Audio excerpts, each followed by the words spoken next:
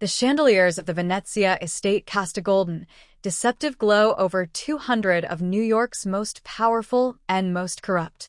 It was my 16th birthday, a grotesque display of opulence orchestrated not by me, but by the viper currently clinging to my arm. Isabella Moretti, my fiancée, smiled at the guests with the practiced grace of a woman who had already spent my fortune in her mind. She wore diamonds that had once belonged to my mother, and she wore them like a trophy. To them, I was simply Alessandro Russo, the quiet heir to a logistics empire. They saw a soft-spoken young man with sad eyes, a puppet to be manipulated by his elders. They were wrong. They didn't see the predator beneath the tailored suit, the ghost who had rebuilt his father's shattered legacy from the ashes of a bloody coup. But tonight, I felt the familiar prickle of dread at the back of my neck, the hunter's instinct that had kept me alive.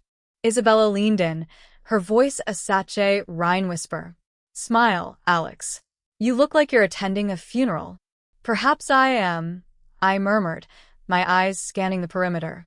My head of security, Marco, gave me an almost imperceptible nod from the shadows. All clear, R. But the air was thick with more than just expensive perfume and cigar smoke. It tasted of ozone, a metallic tang of anticipation that hung just before a thunderclap. The Pa Rudy was a whirlwind of false praise. My uncle, Enzo Russo, clapped me on the back, his hand lingering a moment too long on my shoulder. "Your father would be so proud, Alessandro. 16, and you command the respect of all the 5 families." His eyes, however, were assessing, cold, and calculating. He was the kingmaker of the family, the man who had held my hand after my parents' accident and promised to protect me. A promise he had used as a leash ever since. Suddenly, a sharp tug on my jacket sleeve pulled me from the charade. I looked down to find a small, trembling hand attached to a small, trembling boy. It was Luca, the son of my private maid, Ella R.A. He was only 4, with wide, dark eyes that reflected the chandeliers like pools of oil. He was usually silent, a little ghost who followed his mother through the house. R.A. relies speaking to anyone. "Alessandro," he whispered, his voice so soft it was almost drowned out by the string quartet.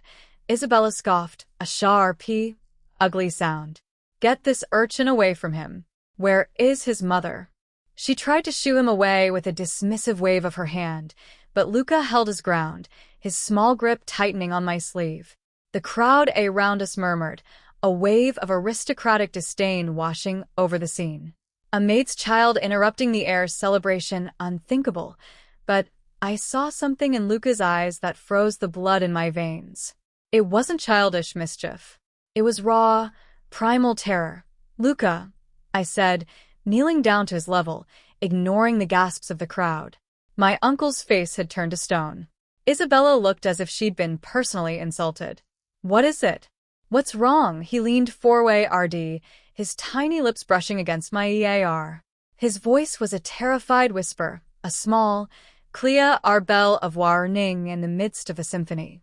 "The shiny things crying," he said, his breath against my skin. "They're all going to go boom." I felt a jolt of electricity shoot through me. Shiny things, he pointed a wavering finger tower, the massive floral centerpieces that adorned the main dining table. The orchids and roses were beautiful, but nestled in the extravagant arrangements were hundreds of decorative glass baubles, shimmering like captured stars. We had hired a special decorator for them, a decorator who had been recommended by my uncle. "Don't be silly," Isabella snapped, grabbing my arm to pull me back to my feet. "The boy is clear simple-minded. Ella, Take him away immediately." But I was already moving. I didn't hear the protests, the angry murmurs, or the condescending laughter. I saw only the glint of the glass spheres in the chandelier light. A bomb expert had once told me about a new, terrifyingly efficient explosive that could be miniaturized into any shape, specifically designed to be triggered by a specific frequency. "Marco," I said, my voice dropping to a low, commanding growl that froze my head of security in his tracks. "The centerpieces.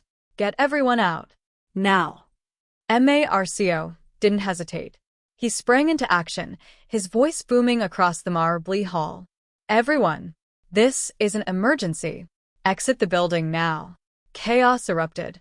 The elegant guests, who moments before had been sipping champagne, were suddenly screaming, pushing, and shoving toward the exits. Uncle Enzo's face was a mask of feigned shock, but I saw the satisfaction in his eyes, a fleeting glimmer that confirmed my worst fear. No, wait. Enzo shouted, trying to regain control. It's a false alarm. My nephew is overwrought.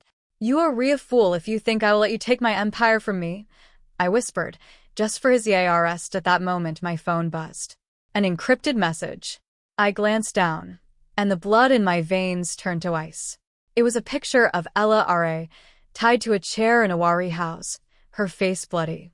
Below it, a single line of text. The detonator is in the main hall. Let them run. Let the fire take the legacy. The heir dies tonight. They had taken Ella, the one person who had shown me kindness in this viper's nest after my parents died, and they were using her son to lure me to my death. The little boy was just a decoy, a pawn to sow confusion.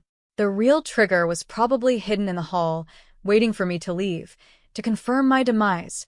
But they had made a fatal mistake.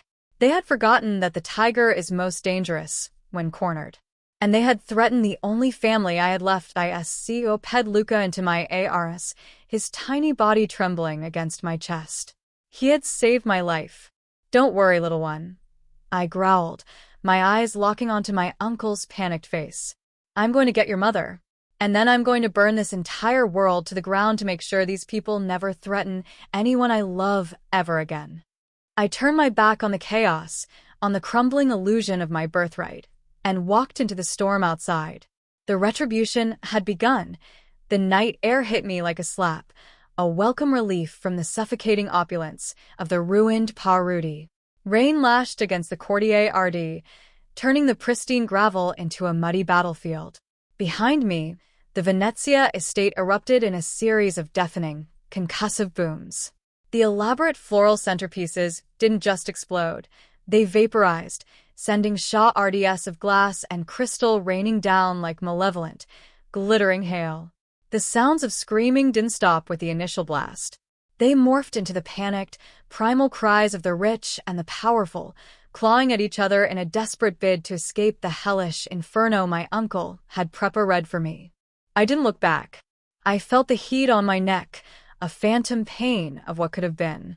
If not for the trembling boy in my AR mess, a boy whose mother was currently being tortured for my sins, I would have been ash, scattered among the gilded remains of my own birthday cake. Don't look, I commanded Luca, pressing his face gently against my shoulder. Close your eyes. His small fingers dug into the fabric of my suit, a death grip born of innocent terror. He didn't cry. He just whimpered, a soft, broken sound that cut deeper than any bullet. A 4-year-old should not know such silence. Marco was at my side in an instant, his suit smudged with soot, his eyes blazing with a fury that matched my own. Boss, the perimeter is compromised. Enzo's men are everywhere. I've got 3 loyal CARs ready. The safe house is 10 minutes out. Not the safe house, Marco, I said, my voice flat, devoid of all emotion.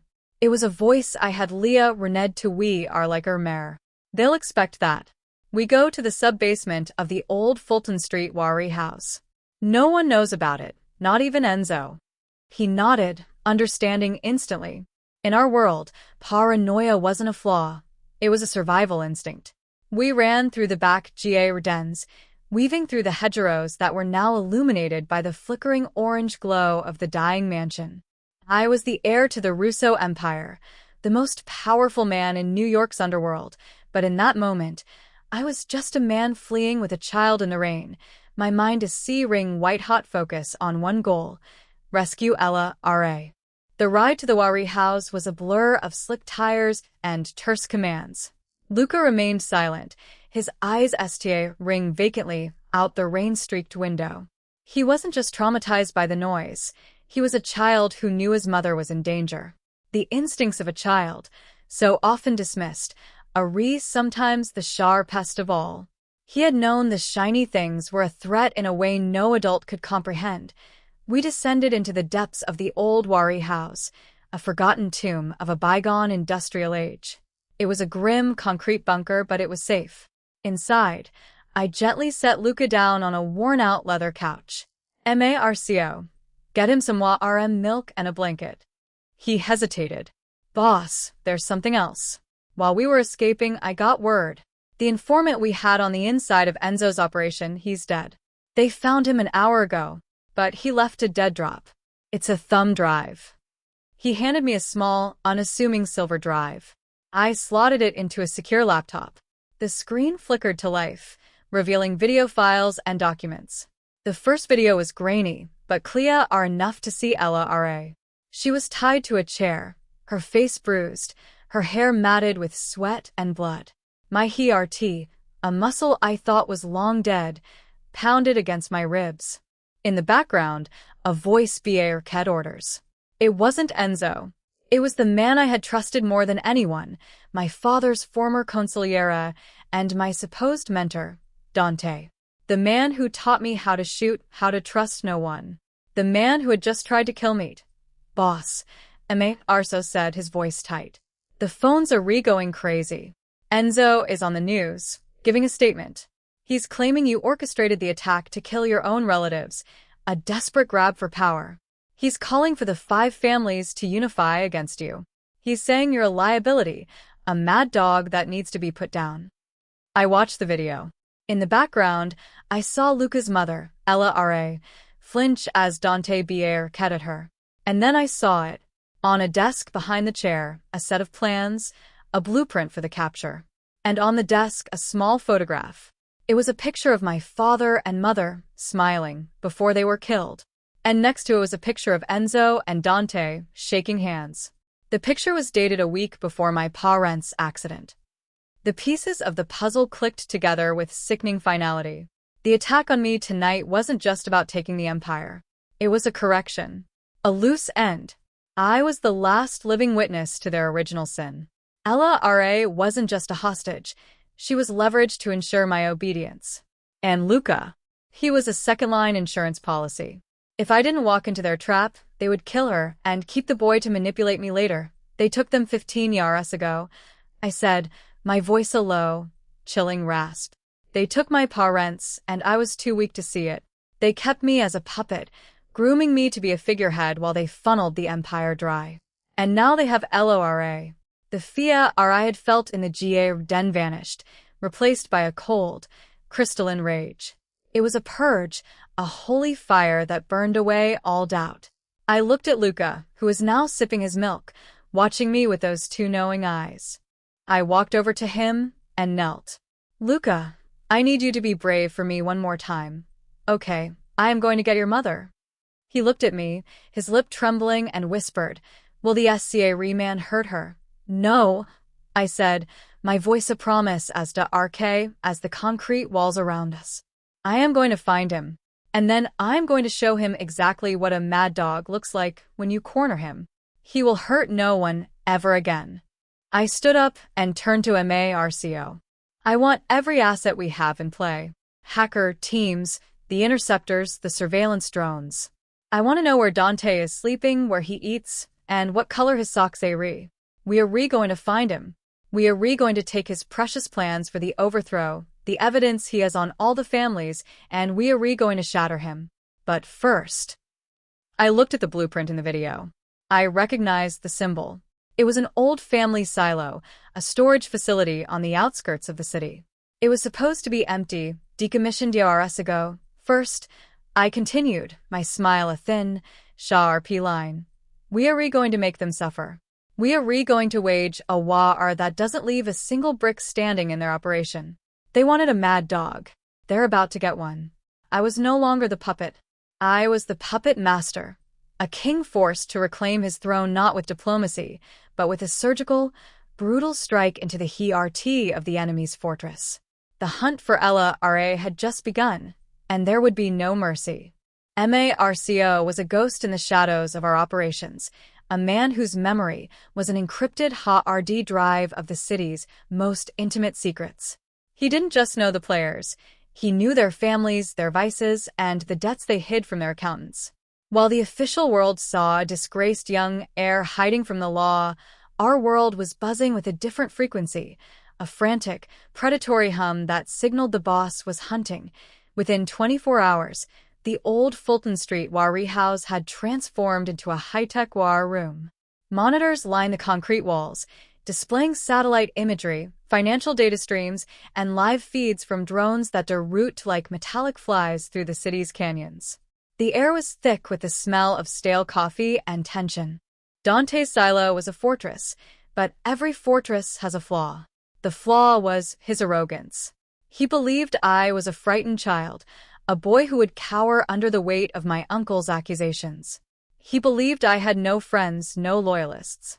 He had forgotten that I had been raised in the shadows of his own deceptions. His network is vast, but it's a web of spiders, not a chain of loyalists. I explained to Marco, tracing a line on a digital map. He pays his men with fiancée, not loyalty. We need to find the one who fiancés us more. We found him in a gambling den in Hell's Kitchen. His name was Vito, a mid-level lieutenant who handled logistics for Dante. He was a nervous man with a twitch in his left eye, sweating through his silk shirt as he watched his poker chips dwindle.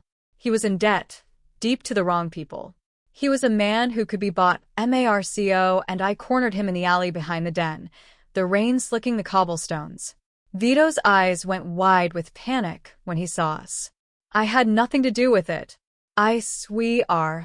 I didn't know about the party. I just moved the crates. We know you just moved the crates, Vito, I said, my voice soft, almost gentle. That's why you're still breathing. He was trembling, his eyes rooting from me to Marco, whose presence was an immovable wall of silent intimidation. What do you want from me? I don't know where she is. Dante keeps that info close. Then you know someone who does, I countered, leaning in close, my voice a whisper of danger. You are going to tell me everything. Who makes the food deliveries, who cleans the silo, who is the one man Dante trusts enough to go to the store for him? Vito hesitated, licking his lips nervously. His right hand, Dominic, he's in charge of the girls' security. He's a brute, a real sadist. He's got a place downtown, a club called the Iron Door. That's where he does all his deals. But the place is rigged, Alex. It's a trap. I know it's a trap, Vito, I replied, smiling. Dominic wants me to walk in there. He wants to make a name for himself by taking down the fallen heir. It's exactly what I'm counting on. I left Vito shivering in the alley, a broken pawn. We had our lead. Marco looked at me, a question in his eyes. A direct assault on the club is suicide, boss. It's his territory. Then we don't assault it, I said, my mind already 5 steps ahead. We own it. Before dawn, I want every gambling debt of the owner, his patrons, and his security guardias bought up. I want the owner to know that his only way out of bankruptcy is to do exactly what I say. It was a matter of hours. The owner, a greasy man named Russo, was a man who valued his silk suits more than his principles. When Marco presented him with a dossier detailing his hidden accounts, his offshore assets, and a list of the 5 most powerful men in the city who would love to see him drown in debt, Russo crumbled. All we need, I told Russo, leaning over his desk in the club's opulent back office, is a distraction. A little fire in the kitchen. Just enough to clear the club for a few minutes. After that, you will be rich beyond your wildest dreams, and I will be just another ghost you never saw. The plan was simple. While the club burned, I would slip in. I would find Dominic, and I would find out where Ella was being held. I had no intention of negotiating. I was going to extract the information with the brutality he had shown her. That night, the Iron Door burned. Not the club itself, but the kitchen, a controlled inferno that sent panicked patrons and corrupt cops scrambling into the streets. In the chaos, Marco and I moved through the smoke, navigating the back corridors. The security was thin, focused entirely on the perceived threat of the fire, We found Dominic in his office, hunched over a desk, screaming into a phone about the fire being a diversion. He was a mountain of a man, with a thick neck and a face revêtu from granite. He didn't see me until it was too late. Marco, a silent wraith, had already disabled his bodyguard RDS in the hallway. "The boss will know it was you," Dominic reled, his hand reaching for a gun in his drawer. "You'll be dead before you reach the door." I was faster. The gun was in my hand before his fingers closed around the grip. I placed it against his knee. "Where is she?" "Dominic, you have 10 seconds before I relieve you of the ability to walk." He spat at my feet.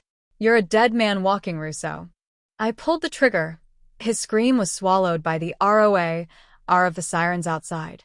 The smell of cordite filled the small room. I leaned down, my face inches from his. 9 seconds, Dominic. "Where is she?" He whimpered, his bravado crumbling into a puddle of agony. "The old rail yard. The Fulton Street Railway Road. Abandoned Wari houses are the river. She's in the basement." I grabbed a fistful of his hair and pulled his head back. "And my Uncle Enzo. On his way here. He's bringing the families together. He's going to make you the scapegoat for this whole mess. You have no time, Alex." We had no time. We had a window of opportunity, a narrow sliver of darkness before the combined forces of the 5 families converged. I left Dominic on the floor, his life a testament to his foolishness. I had my location. I had the evidence on the thumb drive, the proof of my parents' murder. And I had a boy at home who was waiting for his mother. It was time to stop playing their game. It was time to end it. The war was no longer about reclaiming my empire. It was about protecting my new family. And for Ella R.A. and Luca, I would TR the underworld APA brick by brick. The Fulton Street Railway Road was a ghostly testament to a forgotten industrial age. A labyrinth of rusted steel, shattered glass, and decaying freight cars. It lay along the murky edge of the Hudson River, a place where the city's heartbeat faded to a distant hum. It was the perfect place to hide a secret, a forgotten corner of the world where screams would echo into the void. It was also the perfect place to stage a final, bloody stand. The rain had finally stopped, leaving a damp, oppressive chill in the air. We moved through the skeletal remains of the RD like shadows, my team of 5, the most loyal men I had left, led by Marco. Each of them had a reason to hate Enzo and Dante. They were men who had been cast aside by the new order, men who remembered the old ways, the days of my father. The main Wari house was a cavernous structure, its roof entirely collapsed, letting in the pale light of a shrouded moon. Inside, it was a den of activity. Dozens of men milled about, their breath pluming in the cold air. They were remed, alert. This wasn't just a hiding place, it was a fortress. "Boss, the north entrance is heavily guarded. We'd be cut down before we got within 100 feet, Marco whispered, his voice audible through the comms. "Then we don't use the north entrance," I said, my eyes scanning the structure's skeleton. My father had taught me the value of understanding architecture. Every building has a spine, a backbone of support that holds it together. And every spine has a weak spot. I spotted it. A large ventilation shaft, half covered by rusted corrugated steel. The REA of the structure. It was a tight squeeze, a descent into the heart of the beast. We go in through the vents. It'll take us to the main floor, behind their staging array. We moved like snakes in the night, scaling the rusted ladder to the shaft. The descent was a descent into hell itself. The air grew thick with the smell of oil, sweat, and the metallic tang of fiar. Below us, we could hear the low murmur of voices, a chilling cadence of a trap being sprung. I led the way, my body scraping against the cold steel. I could hear the voice of my uncle, Enzo, echoing through the vents. He was giving a speech, a rallying cry to his men. "The boy is out of control. He's dangerous. He killed innocent people. We are redoing this for the families, for the good of the empire." I dropped silently onto the catwalk above the main floor, my men fanning out behind me. Below, on the main floor, a massive gathering was taking place. It wasn't just Enzo's men. It was a congregation of the 5 families. Don Lomba Rudi, Don Falcone, the entire ruling council of New York's underworld. They were all here, judging me in absentia. A trial for a ghost that my uncle was a convincing orator. He painted a picture of me as a paranoid madman, a spoiled brat who would destroy everything my father built. They all nodded, the old men in expensive suits, their eyes gleaming with the prospect of carving up my empire. I felt a wave of cold fury wash over me. These were the men who had broken bread with my father. These were the men who had sworn to protect me. And now they were salivating over my bones. But then I saw her. Ella R.A. She was chained to a pillar in the center of the room, a silent, broken centerpiece to their vile gathering. Her face was bruised, her dress torn. But her eyes, those gentle eyes, still held a flicker of defiance. She refused to give them the satisfaction of her TRS, and in the corner, a steel door, reinforced, with a small window. Luca's face was pressed against the glass, his eyes wide with terror. They had brought him here, too. They had used him as a piece of bait, a final, cruel checkmate to force my hand. "You see, gentlemen," Enzo boomed, raising his ARs. "The heir is unhinged. He has allied himself with the lowest of the low, a common maid, and her basta, RD child. He has no honor. He is unfit to lead."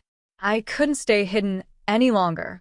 They weren't just going to kill Ella R.A. They were going to use her to break me, to humiliate me, to prove their case to the assembled families. It was time to shatter their illusion of control. I stepped out of the shadows, landing silently on the main floor. "You were saying, Uncle." A collective gasp rippled through the crowd. The Dons, the Guardias, everyone froze, their eyes wide with disbelief. Enzo's face drained of color, a look of genuine horror replacing his smug confidence. "I thought you'd be dead by now," Enzo stammered, his hand instinctively reaching for his gun. "Disappointed?" I asked, my voice ringing a chilling calm across the silent hall. "I have a message from Dante, Uncle. He sends his Riga RDS from his hospital bed." A murmur of confusion went through the crowd. I pulled the silver thumb drive from my pocket and held it up. "On this drive, gentlemen, is the truth. The truth about why my parents died. The truth about the accident that killed them. And the truth about why Enzo and Dante have been trying to kill me." "You're a liar," Enzo screamed, drawing his weapon. "Kill him." But his men hesitated. The 5 families, the men who held the true power, were watching. They had just witnessed the man they were about to condemn emerge from the shadows, holding evidence that would shake their world. The balance of power had shifted. "That's right, Uncle," I said, taking a step forward. "I'm the one who's been poking my nose where it doesn't belong. You killed my father because he discovered you were embezzling from the family. You killed my mother because she wouldn't stay silent. And you tried to kill me because I was the last loose end. You have no proof," Enzo screamed, but his voice was cracking. "Don't I replied, raising my hand. At my signal, the lights flickered and died, plunging the massive hall into darkness. The only light came from a large projector screen that descended from the rafters. On it, the video of my parents' final moments, a damning recording of Enzo and Dante discussing the hit, played for the entire underworld to see. It was chaos. The Dons, the very pillars of the underworld, were suddenly looking at my uncle with murder in their eyes. He had been playing them, using them for his own ends. And in that moment of pandemonium, I moved. I wasn't just a ghost anymore. I was the reckoning that chaos has a symphony.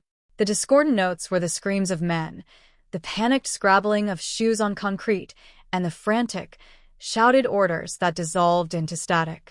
The projector screen, a testament to my meticulous planning, flickered with damning images of my uncle's treachery, the final act of a play he had written but would not survive.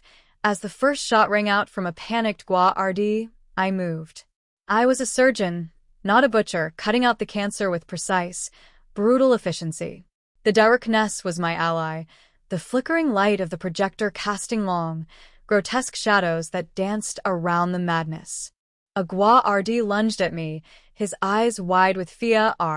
I sidestepped, disarming him with a swift twist of his wrist. The crack of bone was lost in the chaos. I didn't have time to be merciful. He fell and I was moving again. My goal was not the Dons. It was Ella R.A. It was always Ella R.A.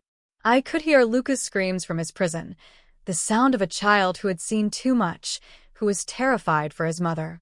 It was a sound that drilled into my soul and fueled the fury in my veins. I weaved through the melee, a ghost in a storm of violence.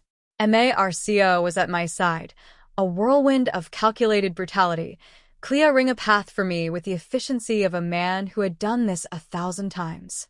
My other men created a BA riot, holding back the tide of Enzo's loyalists. Enzo was trying to escape, his fine suit spattered with the blood of one of his own men who had gotten in his way. He was a snake slithering for a crack in the floor. I caught a glimpse of his panicked face as he pushed through the crowd tower, Ardea side exit. I let him go. The hunt was more satisfying than the kill. I reached the pillar, where Ella R.A. was chained. She was trembling, her eyes clenched shut, bracing for a blow that never came. I knelt down, slicing through the heavy chains with a small plasma cutter I had palmed. Ella R.A., I said, my voice a low, steady anchor in the storm. It's me, Alex. I'm here. Her eyes fluttered open, unfocused at first, then Shaw RP with recognition. TRS streamed down her cheeks, cutting tracks through the grime and blood. You came, she whispered, her voice broken. I told Luca. I told him you would come. Of course I came, I said, my voice thick with an emotion I allowed myself to feel. I promised him. I keep my promises. Stay here. I need to get Luca. But she grabbed my ARM, her grip surprisingly strong. Don't leave me. Please, Alex. I'm SCA red. Look at me, I commanded, my voice shifting to a gentleness that surprised even me. I am not going to let anyone touch you. You are safe. I need you to be brave, for just one more minute. Can you do that for me? She nodded, biting her trembling lip. I turned to Marco. Get her out of here. Take her to the extraction point. If anyone gets in your way, you know what to do. Marco gave a curt nod and swept Ella R.A. into his arms, moving her tower RD the relative safety of the shadows. I watched them go, a weight lifting from my shoulders. She was out of the game.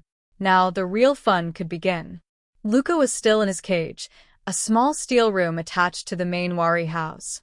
The door was reinforced, but the window was a weak point. I didn't waste time with the lock. I fired 3 rounds into the hinges, shattering the heavy steel, and pulled the door open with my BA hands. Luca was pressed against the FAR wall, his small body shaking uncontrollably. He had seen me, had seen the violence. I was afraid I would see fear in his eyes. Instead, I saw relief. He ran to me, his little arms wrapping around my leg with a desperate, bone-crushing hug. Alessandro. You got mama. I heard her. I pet him up, holding him tight against my chest. I did, little one. I got her. And now we're getting out of here. But as I turned to leave, I was met by a wall of guns. Don Lombardi, a man who looked like a kindly grandfather but whose ruthlessness was legendary, was standing behind a phalanx of his own men. His face was an unreadable mass. Hold, Russo, he said, his voice a soft growl that cut through the noise. You cannot just leave. You have caused a schism in the families. You have brought chaos to our doorstep. Chaos, Don Lombardi, I replied, my voice dripping with cold contempt. I brought you the truth. I exposed the rat in your midst. You and the other Dons were ready to serve up my family's empire based on the lies of a man who killed his own brother. I have done you a favor. He was silent for a moment, his eyes flickering to the boy in my ARS. The child is no concern of ours. Hand him over to his mother, and we can discuss this like men. No, I said, the word hanging in the air like a blade. He is not a pawn in your games. I am taking him out of here. And anyone who tries to stop me will find out exactly why they call me the ghost of New York. I didn't wait for a response. I walked, Luca in my ARMS, through the ranks of our medmen. They parut like the Red Sea. Don Lombo Rudi didn't order them to fire. He was a SMART man. He knew a cornered animal was the most dangerous of all, and I had just shown the world that I had claws. The night air hit us as we emerged from the Wari house, the sirens in the distance a fading chorus. The cold felt good on my skin, a cleansing balm after the stench of betrayal. Marco was waiting, Ella R.A. safe in the back of an mirrored SUV. I settled Luca into the seat next to his mother. She immediately enfolded him in her ARMS, sobbing with relief. They were a family reunited, a small island of RMTH in the cold.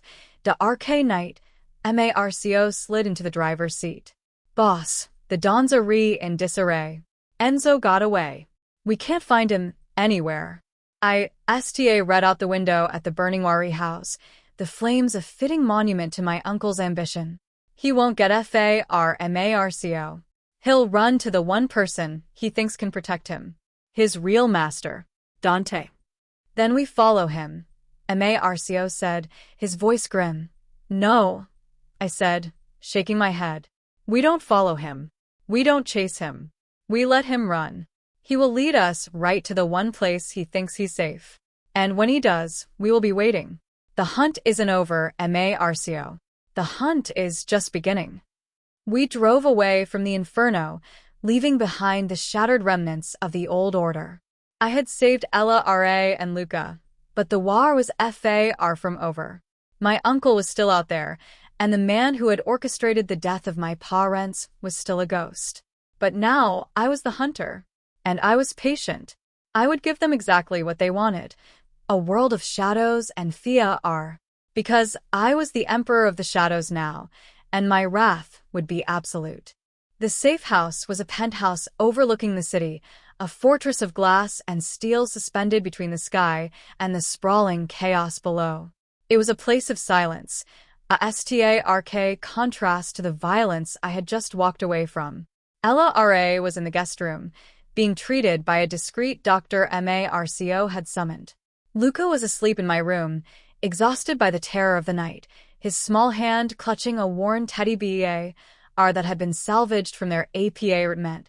I stood at the floor-to-ceiling windows, the city lights winking below me like a million cold stars. The adrenaline was fading, leaving behind a hollow ache in my bones. Marco approached, his footsteps silent on the marbly floor. Boss, the cleanup is underway. The Dons are reforming a unified front, but they're red. They've never seen anything like this. They're looking for leadership.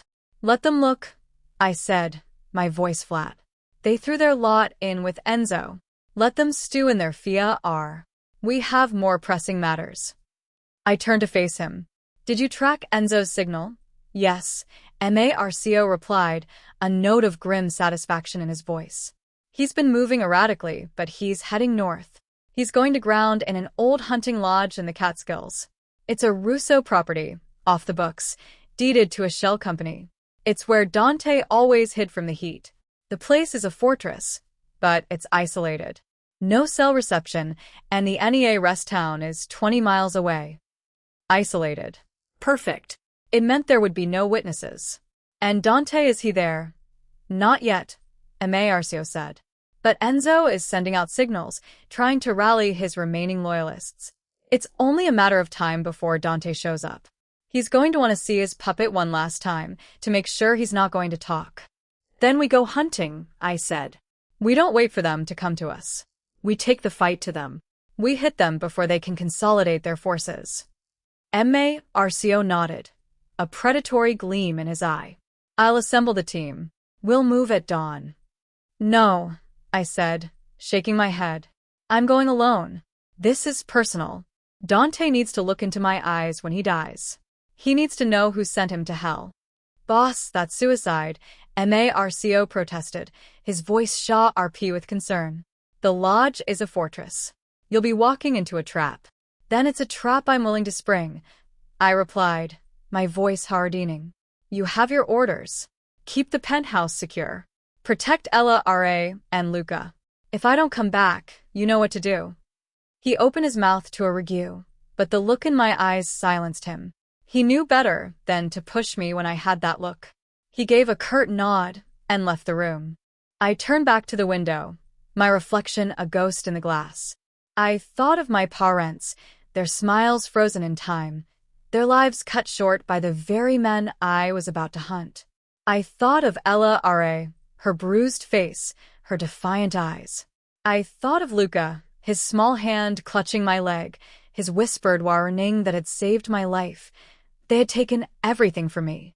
My family, my childhood, my innocence. They had turned my life into a charade, a puppet show where I danced on their strings.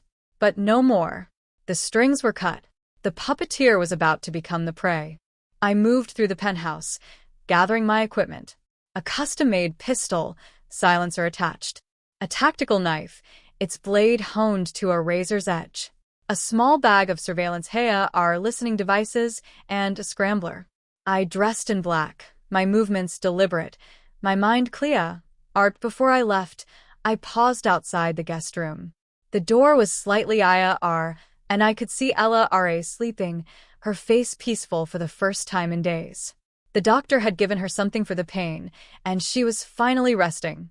And then I saw Luca. He was standing in the doorway of my room, his small frame silhouetted against the dim light. He was watching me, his eyes wide and solemn. "Alessandro," he whispered, "you're leaving." I knelt down in front of him, my voice soft.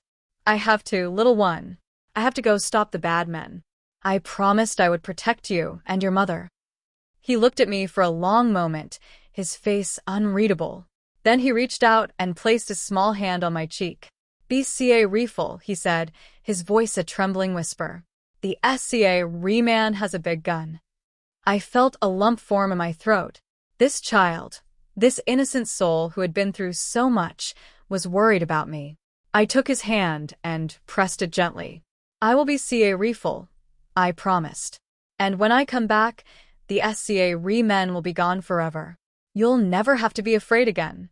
He nodded, a small, solemn nod that made him look much older than his 4 years. He turned and walked back to my room, crawling into the bed that was far too big for him, his teddy bear clutched to his chest. I stood up, my resolve hardening. The hunt was on. The drive to the Catskills was long, winding through dark, pine-scented forests. The road grew narrower, the trees closing in like silent sentinels.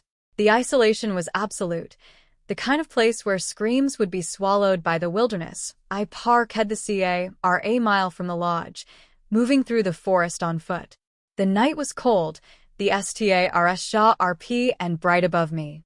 I could see the glow of lights through the trees, the silhouette of the hunting lodge rising from the darkness. I moved closer, my senses heightened. I could hear voices, the low murmur of men talking, the clink of glasses. Enzo was there, drinking and celebrating his Naro escape. And somewhere in the shadows, Dante was waiting. I circled the perimeter, assessing the defenses. The lodge was old, built of stone and timber, with Naro windows and heavy oak doors. It was a fortress, but it had a weakness. Every fortress has a weakness. I found it in the back, a small cellar door, half hidden by overgrown ivy. It was old, rusted, but it was a way in. I picked the lock with practiced ease, slipping into the darkness of the basement. The air was cold and musty, filled with the smell of old wine and damp ardage. I moved through the shadows, my footsteps silent on the stone floor. I could hear voices above me, the creak of floorboard RDS as men walked overhead. I found the stairs, climbing slowly, my gun drawn. I reached the top, a door slightly ajar, spilling warm light into the hallway. I could hear Enzo's voice, slurred with drink. "Dante is coming," he was saying, his voice a mix of relief and bravado. "He's going to fix everything. He's going to make that little basta RD pay." I pushed the door open, stepping into the room. Enzo was there, slumped in an A-room chair, a bottle of whiskey in his hand. He looked up, his eyes widening in horror. "You," he gasped, scrambling to his feet. How did you find me? I followed the trail of your heir dice, I said, my voice cold. It was easy. Your predictable uncle. You always run to the one person you think can save you. He fumbled for his gun, but I was faster. I shot it out of his hand, the bullet splintering the wood of the chair. Please, he begged, his bravado gone. Please, Alex. I'm your family. Your blood. You killed my father, I said, my voice flat. You killed my mother. You were never family. You were a parazit. I raised my gun, the barrel steady, my finger on the trigger. This was it. This was the moment I had been waiting for. But then I heard it. A slow, deliberate clap from the shadows. Well done. A voice said, smooth and cold. You found your uncle, but you forgot about me. I turned, my heart pounding. Dante stepped out of the shadows, his face a mask of cruel amusement. And in his hand, he held a detonator. Did you really think I wouldn't see this coming? He asked, his smile widening. I've been waiting for you, Alex. I've been waiting to finish what I route 15 years ago. The trap had been sprung, and I was right in the middle of it. The lodge fell silent, the crackling fire the only sound as Dante stepped fully into the light. He was older than I remembered, his silver hair slicked back, his face lined with the cruelty of a man who had spent a lifetime manipulating others. But his eyes were the same, cold and calculating, the eyes of a predator who had just cornered his prey. 15 years, Dante said, his voice a smooth, unhurried drawl. 15 years I've watched you grow, shaped you into the perfect puppet. And now you stand here, holding a gun on your pathetic uncle, thinking you've won. You killed my parents, I said, the words tasting like ash in my mouth. You and Enzo. You took everything from me. Took. Dante laughed, a dry, humorless sound. We didn't take anything, boy. We saved you. Your father was weak. He would have destroyed the empire with his softness. We removed him, so you could inherit. We gave you power, wealth, respect. We made you into a king. By making me a prisoner, I countered, my grip tightening on the gun. By surrounding me with lies and manipulating every move I made. By threatening the only people who ever showed me kindness. Dante shrugged, the gesture dismissive. The maid was collateral. She served her purpose. And the boy, he was just a loose end you conveniently tied yourself to. It made you predictable, Alex. It made you easier to trap. I felt a surge of rage, hot and blinding. He was talking about Ella R.A. and Luca as if they were pieces on a chessboard RD, things to be moved and ride at will. He didn't understand that they were the only things keeping me sane. They were the reason I was standing here, the reason I hadn't descended into the cold, empty void that had consumed him. You're wrong, I said, my voice steady despite the fury boiling inside me. They're not pawns. They're the reason I'm going to destroy you. Dante's smile widened, a predatory glint in his eyes. Then by all means try. He pressed a button on the detonator. Nothing happened. His smile flickered, a crack in the mask of confidence. He pressed it again, harder. Still nothing. What did you do? He S.N.A. relayed, his composure shattering. I allowed myself a small, cold smile. I'm not a fool, Dante. You taught me that. I had Americo's team sweep the lodge an hour before I arrived. Every RG, every bomb, every little surprise you had waiting for me. They've been disarmed. Enzo looked between us, his face a mask of confusion and terror. Dante, what is he talking about? You said this was going to be easy. Shut up, Enzo. Dante snapped, his eyes locked on me. You think this changes anything? Boy, you think I'm alone? I have men outside, a dozen of them, waiting for my signal. You're not walking out of here alive. Your men are dead, I said, the words dropping like stones into still water. Marco and his team took three of them while I was making my way here. You're alone, Dante. You and Enzo. Just like you made my parents. The color drained from Dante's face.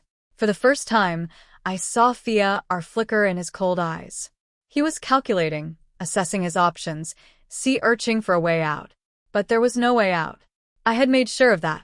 You can't kill me, he said, his voice dropping to a low, venomous hiss. I'm the only one who knows the truth about your father's dealings. Without me, the empire crumbles. The 5 families will TR each other apart. Everything you've worked for, everything I gave you, will be destroyed. I don't see a re about the empire, I said, stepping closer. I never did. I only see a read about the truth. And now I have it. The video, the documents, the confessions. I have enough evidence to bury you and Enzo so deep that no one will even remember your names. Enzo whimpered, pressing himself back into his chair. Please, Alex. I'm sorry.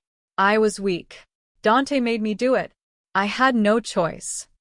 You always had a choice, I said, my voice cold. You chose greed. You chose power. You chose to murder your own brother. And now you'll pay the price. I raised my gun, aiming it at Dante's chest. He stood frozen, his hands raised slightly, a final shred of defiance in his eyes. Go ahead, he said, his voice a taunt. Pull the trigger.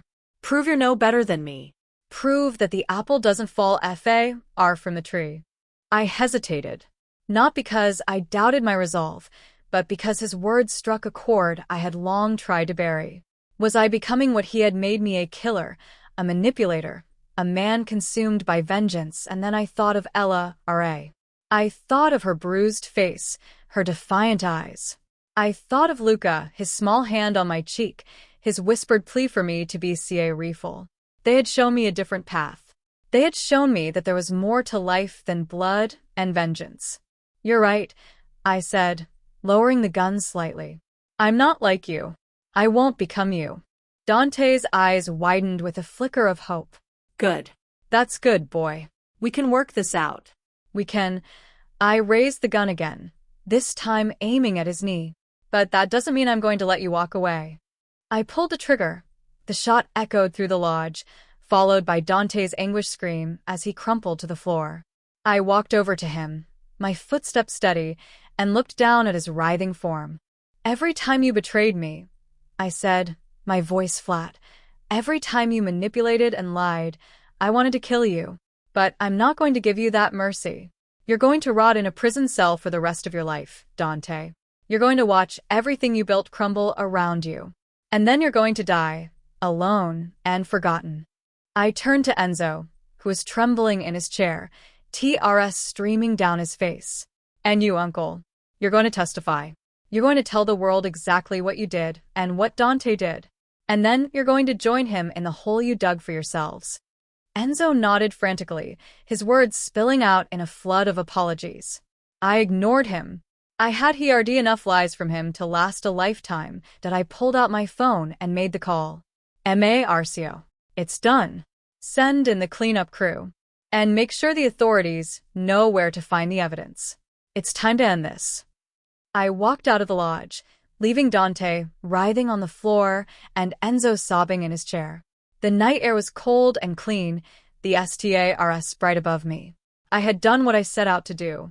I had avenged my parents. I had protected the people I loved.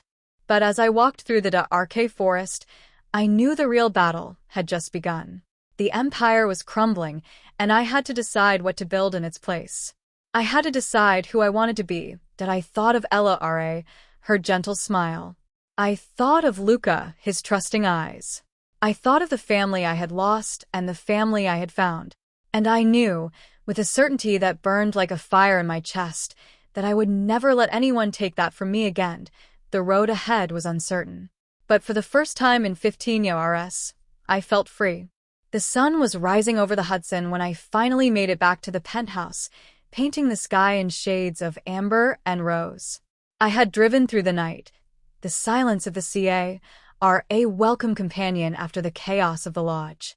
My body was exhausted, every muscle aching, but my mind was sharp, CLA righty cutting through the fog of adrenaline like a blade.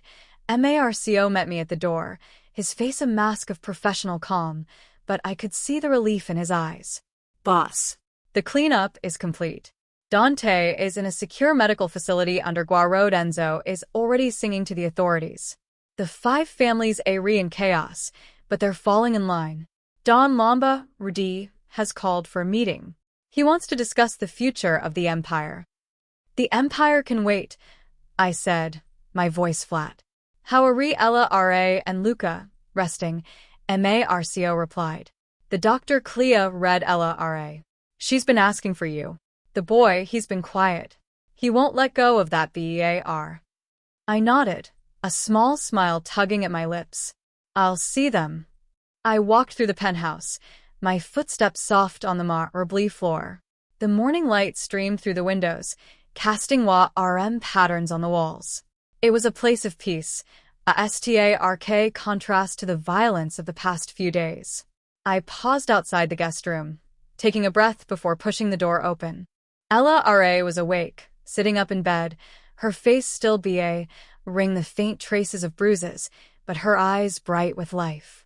She smiled when she saw me, a gentle, radiant smile that made my heart. Alex, she said, her voice soft. You came back. I always come back, I said, moving to sit on the edge of the bed. I told you I would. She reached out, her hand resting on mine. I heard what happened. Marcio told me everything. You risked everything for us. You risked everything for me, I replied, my voice thick. You protected Luca. You protected me. You gave me a reason to fight. She shook her head, her eyes glistening with unshed tears. I was just doing my job. You gave me a home, a safe place for my son. I couldn't let them take that away. You gave me more than that, I said, my voice dropping to a whisper. You gave me hope. You showed me that there's more to life than revenge. We sat in silence for a moment, the weight of everything unspoken hanging between us. Then the door creaked open, and Luca padded into the room, his teddy bear clutched to his chest. He looked at me, his eyes wide, and then ran to me, wrapping his small arms around my neck. You came back, he said, his voice muffled against my shoulder. You promised. I keep my promises, I said, holding him close. Always. He pulled back, looking at me with a solemn expression that made him look much older than his years. The SCA remen gone. They're gone, I confirmed. They can't hurt you or your mother ever again. He nodded, a small, satisfied nod, and then turned to his mother, crawling into the bed next to her. Ella R.A. wrapped her arms around him, burying her face in his hair. They were a family, a small, fragile unit bound by love and trust. And I was part of it. I stood up, a sense of purpose filling me. I have to go to a meeting. The 5 families want to talk. But I'll be back. Lara looked at me, her eyes sea-urching. BCA refull, Alex. I will, I said. I have something to come back to now. The meeting was held in a neutral location, a high-rise conference room overlooking the city. The 5 families were there, their leaders seated around a massive oak table, their faces a mixture of wariness and respect. Don Lamba Rudi presided over the gathering, his expression unreadable. Russo, he said as I entered, his voice wrying a note of grudging respect. You've caused quite a stir. I exposed a traitor, I said, taking my seat. I did what none of you had the courage to do.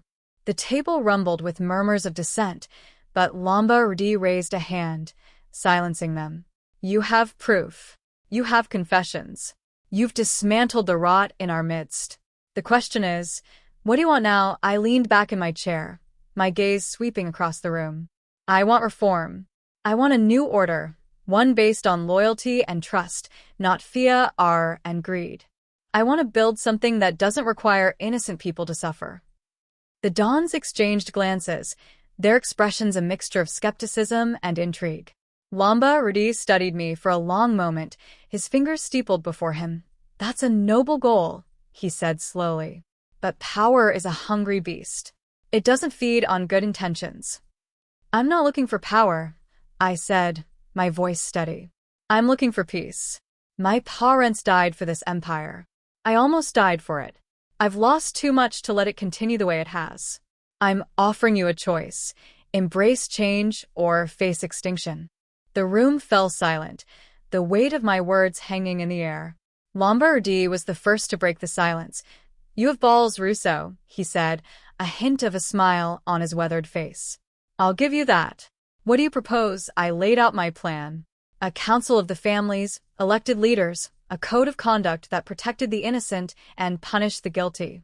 It was radical, unprecedented, and it would take years to implement. But it was a STA-RT. The meeting lasted for hours, the debate fierce and sometimes bitter. But in the end, they agreed. Not because they believed in my vision, but because they read what would happen if they didn't. The balance of power had shifted, and I had become the catalyst for change. I left the meeting as the sun dipped below the skyline, the city lights beginning to twinkle in the twilight. I felt a sense of accomplishment, but also a deep weariness.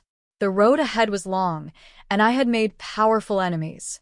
But I had also made allies, and I had something worth fighting for when I returned to the penthouse. Ella, R.A., and Luca were waiting for me. The table was set for dinner, a simple meal that smelled like home. Luca ran to me, his teddy bear forgotten, his face alight with joy. "You're back," he shouted, grabbing my hand. "Mama made spaghetti." I let him pull me to the table, a genuine smile spreading across my face. For the first time in as long as I could remember, I felt at peace. Dinner was warm and noisy, full of laughter and the clinking of plates. Luca chattered about his day, his voice a bright melody in the quiet penthouse. Ella, R.A., watched us both, her eyes soft with love and something that looked like hope. Later that night, I stood on the balcony, looking out at the city. The wind was COL, rang the scent of rain from the distant river. I heard footsteps behind me and turned to find Ella, R.A., a blanket wrapped around her shoulders. "Can't sleep?" I asked. "Too much on my mind," she replied, moving to stand beside me. "I keep thinking about everything that happened, about how close we came to losing everything." "But we didn't," I said. "We're here. We're together. That's what matters." She looked at me, her eyes sea-urching. "What happens now, Alex? What happens to us?" I took her hand, my fingers intertwining with hers. "Whatever we want. I've spent my whole life living by other people's rules. It's time to write my own. I want you and Luca to stay. I want to build a life, a real one. Not the empire, not the power. A family." Her eyes glistened, and she smiled, a smile that lit up the darkness. "That sounds perfect." I pulled her into an embrace, holding her close. The city sprawled below us, a vast, chaotic mosaic of light and shadow.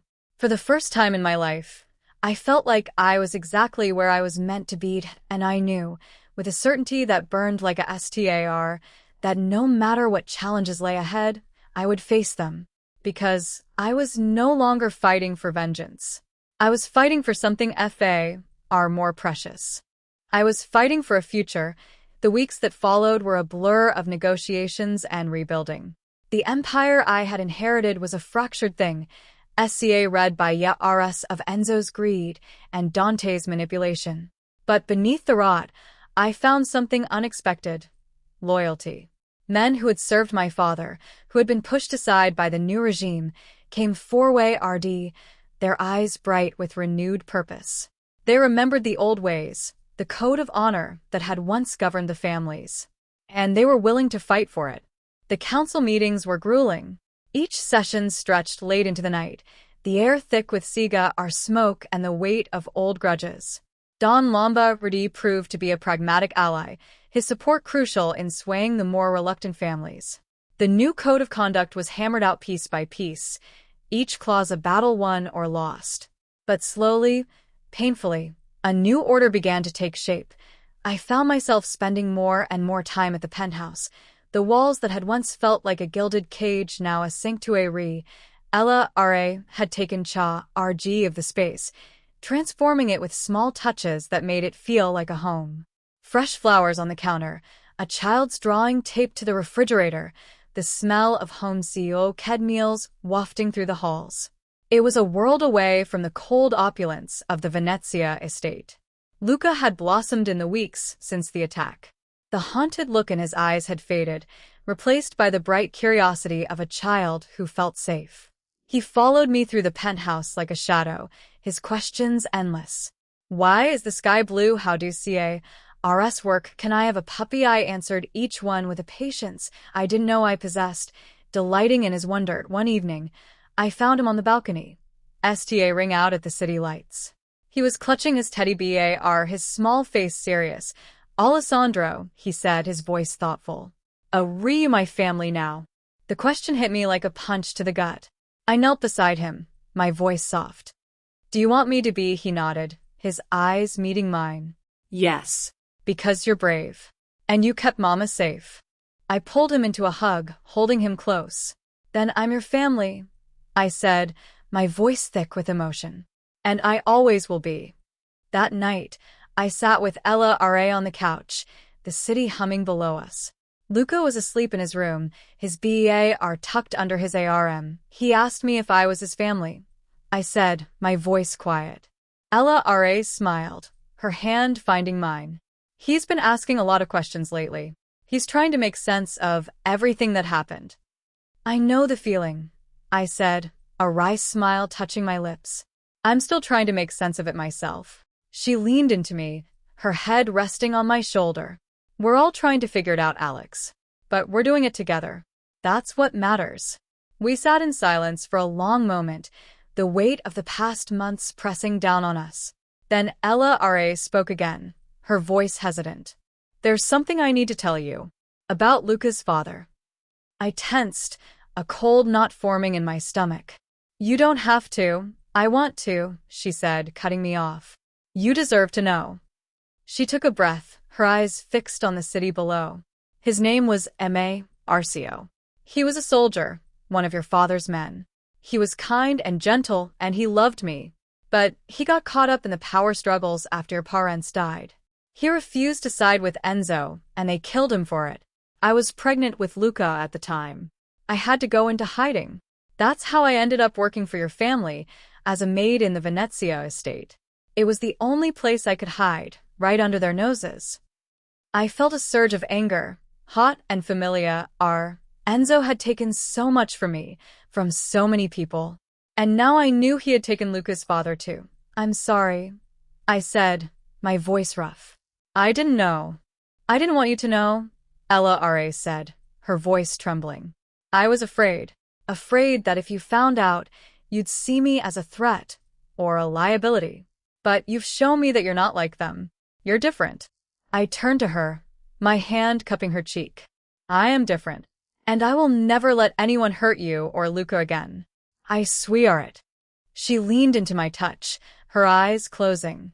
I believe you, she whispered. The next morning, I received word that Dante's trial was set to begin. The evidence was overwhelming, and his lawyers had already indicated they would seek a plea deal. It was a hollow victory, but a victory nonetheless. The man who had orchestrated my parents' murder would rot in prison, his name erased from the history of the families that I visited him one last time, in the sterile confines of the holding facility. He was older now, diminished, his arrogance stripped away by the reality of his fate. You won, he said, his voice flat. Congratulations. You destroyed everything I built. No, I said, my voice calm. I destroyed what you corrupted. What I'm building is something new. Something stronger. He laughed, a bitter, broken sound. You're a fool, Alex. You can't build something new on the ashes of the old. The families will eat you alive. Maybe, I said, turning to leave. But at least I'll die knowing I tried to do something good. You'll die knowing you were a monster. I walked away, the echo of his laughter fading behind me. I had no pity for him. He had made his choices, and now he would face the consequences. The night before the council's final vote on the new Charuta, I stood on the balcony, looking out at the city. The lights were a sea of stars, each one a promise of hope. Ella joined me, her hand slipping into mine. Are you nervous? She asked. No, I said, shaking my head. For the first time in my life, I know exactly what I want, and I'm going to fight for it. She smiled, a radiant smile that made my heart ache. Then I'll be right here, fighting with you. I pulled her into my ARMS, holding her close. The future was uncertain, full of challenges and danger. But for the first time, I faced it without fear, because I had found something worth fighting for. I had found a reason to live. The day of the vote dawned clear and cold, the sky a brilliant blue that seemed to promise new beginnings. I stood before the assembled families, the weight of the past months pressing on my shoulders, but my resolve unshaken. The conference room was packed, the air electric with tension. Every don, every capo, every man who mattered in the underworld was there. They had come to decide the future. Don Lombardi called the meeting to order, his voice a low rumble that silenced the room. We are here to vote on the new charruta proposed by Alessandro Russo. This document will reshape our families, our traditions, our way of life. It is not a decision to be taken lightly. I rose to speak, my voice steady, rang across the silent room. I know what you're thinking. You're thinking that this is the end of everything you've known. You're thinking that I'm a young fool who doesn't understand the weight of history. But I understand more than you know. I understand that fear, and greed have driven us to the edge of destruction. I understand that our children will inherit nothing but bloodshed if we don't change. I'm not asking you to abandon your traditions. I'm asking you to honor them by building something that will last. The room was silent, the weight of my words hanging in the air. Then one by one the dons rose to speak. Some argued for the old ways, their voices fierce with indignation. Others, inspired by the evidence of Dante's treachery, spoke in favor of change. The debate raged for hours, the tension so thick it could be cut with a knife. And then, finally, it was time to vote. The tally was close, closer than I had hoped. But when the final count was read, a wave of relief washed over me. The charruta had passed. By a single vote. Don Lombardi approached me after the meeting, his face unreadable. You've done what no one thought was possible, Russo. You've united the families. But unity is fragile. It takes more than a vote to hold it together. I know, I said, meeting his gaze. But it's a start. And I'm willing to do whatever it takes to make it work. He nodded, a grudging respect in his eyes. Then I'll be watching. And so will everyone else. I left the meeting with a sense of accomplishment, but also a profound weariness. The road ahead was long, and the enemies I had made were not easily forgotten. But for the first time, I felt like I was on the right path. The weeks that followed were a whirlwind of activity. The new council was formed, with representatives from each family. Disputes were mediated, old grudges set aside. It was a fragile peace, but it was a peace nonetheless. I found myself spending more and more time with Ella, and Luca, the penthouse a haven from the pressures of my new role. We would see OK together, watch movies, walk through the city Arceus. It was a simple life, but it was everything I had ever wanted. One evening, as the sun set over the Hudson, I took Ella and Luca to a rooftop garden I had discovered. The flowers were in bloom, their colors a riot of beauty against the fading light. Luca ran ahead, chasing a butterfly, his laughter ringing out like music. Ella stood beside me, her hand in mine. It's beautiful, she said, her voice soft. It is, I agreed, looking at her. But not as beautiful as you. She blushed, a lovely pink that made my heart skip. You're getting sentimental, Alex. Maybe, I said, grinning. But I mean every word. Luca ran back to us, his face flushed with excitement. Alessandro, did you see the butterfly? It was so pretty. I saw it, I said, as ping him up. Almost as pretty as you. He giggled, squirming in my arse. You're silly. Maybe, I said, setting him down. But I'm your silly. We stayed on the rooftop until the stars came out, the city lights twinkling below us like 1,000 diamonds. It was a moment of perfect peace, a memory I would treasure forever. Later that night, as I tucked Luca into bed, he looked up at me with his wide, solemn eyes. Alessandro, he said, his voice sleepy. Are you going to be my daddy now? The question caught me off guard, a lump forming in my throat. I knelt beside his bed, my hand resting on his. Do you want me to be? He nodded, his eyes fluttering closed. Yes. Because you're brave. And you love Mama. And you love me.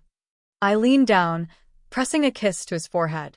Then I'm your daddy, I whispered. And I always will be.